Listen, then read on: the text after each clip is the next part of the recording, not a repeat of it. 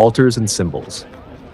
Every element is symbolic. Columns represent saints and evangelists, numbers follow biblical geometry, inscriptions quote scripture, shapes reflect divine harmony. The main altar stands beneath a breathtaking canopy suspended high above the sanctuary. The crypt in Gaudi's tomb. Below the basilica lies the crypt, where Gaudi is buried. It is a place of quiet prayer and reflection, reminding visitors of the architect's devotion and humility. The museum. The on-site museum displays original drawings and models, photographs of construction phases, explanations of Gaudi's techniques, reconstructions of destroyed plans. It helps visitors understand the complexity and brilliance behind the project.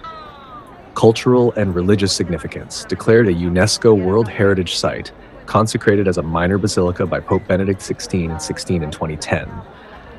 A symbol of Barcelona and Catalan identity, a fusion of Gothic tradition and modern innovation. The Sagrada Família is both a working church and a global masterpiece. Visitor information. Location, Barcelona, Spain. Architect, Antoni Gaudí. Construction started 1882. Style, modernism, Catalan Art Nouveau. Status, still under construction. Best time to visit, early morning or late afternoon. Recommended visit duration, 1.5 to 2 hours. Tickets should be booked in advance as queues are long. Dress modestly, as this is an active place of worship.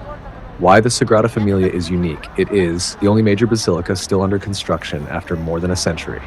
A building inspired directly by nature, a spiritual and artistic revolution in architecture, a bridge between medieval faith and modern design. No other monument in the world resembles it. Conclusion.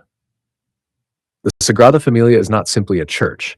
It is a vision carved in stone, a prayer turned into architecture, and a living testament to human creativity guided by faith.